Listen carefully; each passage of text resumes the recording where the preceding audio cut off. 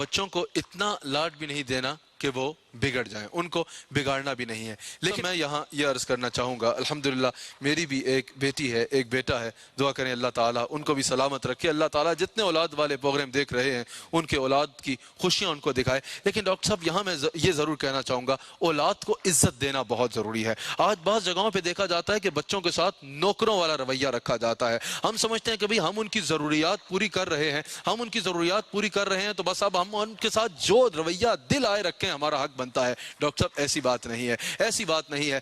कई जगहों पे देखने में आता है कि बच्चों के साथ नौकरों वाला रवैया रखा जाता है। मेहमानों के सामने उनको डांट दिया जाता है, और तुमने खाना सही तरीके से नहीं लाया, जाओ खाना लेके आओ, जाओ फलां काम करो, जाओ गाड़ी लगाओ। ये सब उसकी जिम्मेदारी है, वो करेगा। आप उसको प्यार से भी कहें तो वो करेगा, लेकिन उसकी इज्जत नफ्स तो मजरू ना करें। वो आपका बच्चा है, अगर आप ही अपनी औलाद को इज्जत नहीं देंगे तो और कोई कैसे आपकी औलाद को इज्जत देगा।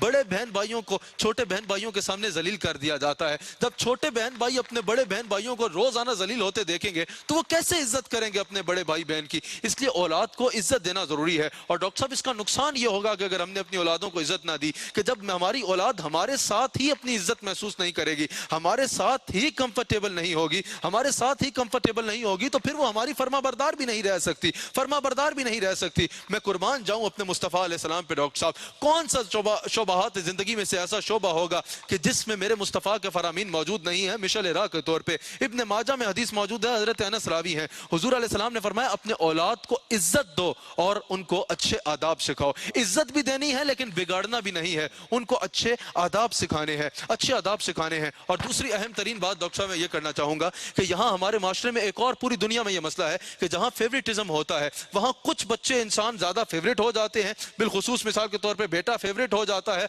और बेटी निगलेक्ट हो जाती है। बाज़-ओ-क़ात ऐसा भी होता है कि बेटी फेवरेट हो रही है, बेटा निगलेक्ट हो जाता है। सारी आपकी औलाद है, किसी एक को ऐसा फेवरेट ना बनाएं कि सारी तवज्जो और सारी मोहब्बत उसकी तरफ चली जाए और बाकी निगलेक्ट हो जाएंगे, बाकी निगलेक्ट हो जाएं। अक्सर मैंने देखा है कि वालिदैन की तरफ से लैक ऑफ अटेंशन की वजह से बच्चे सेल्फ कॉन्फिडेंस खो बैठते हैं, और जिन बच्चों का सेल्फ कॉन्फिडेंस वालिदैन के रवैये की वजह से खो बैठे हैं जो बच्चे, उनका फिर दुनिया में कहीं सेल्फ कॉन्फिडेंस बहाल नहीं किया जा सकता। मेरे मुस्तफ़ा अलैहिस्सलाम की हदीस है, हुजूर अलैहिस्सलाम इरशाद फरमाते हैं कि अपने औलाद के दरमियान अदल करो, यहां तक कि बोसा देने में भी अदल करो। अगर अपने औलाद में से एक को बोसा दो तो जिसके सामने दूसरे के सामने बोसा दिया है उसको भी जाके उसी तरह प्यार करो और बोसा करो, कहीं वो एहसास कमतरी का शिकार ना हो जाए। और मैं नाजरीन को मशवरा देना चाहता हूं, अगर कामयाब जिंदगी चाहते हो, और कामयाब बाप बिलखुसूस बापों को मशवरा दूंगा, कामयाब बाप बनना चाहते हो तो अपने बच्चों के साथ दोस्ती का ताल्लुक कायम करो। डॉक्टर साहब मेरे बच्चे हैं, मैंने उनके साथ दोस्ती का ताल्लुक कायम किया है।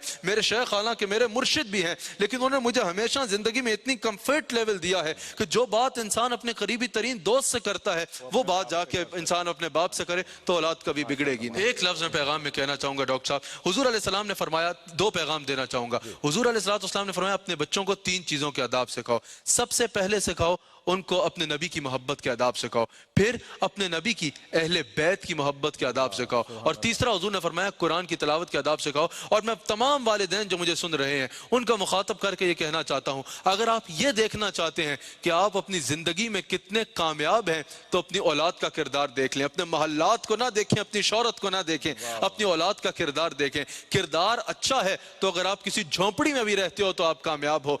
बच्चों का किरदार बुरा है तो तुमने जितना कमाया है वो सब फालतू है। आप बच्चों को अगर अच्छी तरबियत दे देंगे, दौलत नहीं देंगे, दौलत वो आगे जाके बना लेंगे, लेकिन अगर आपने दौलत दे दी लेकिन तरबियत ना दी तो वो दौलत से अय्याश होंगे और सब कुछ गवाएंगे।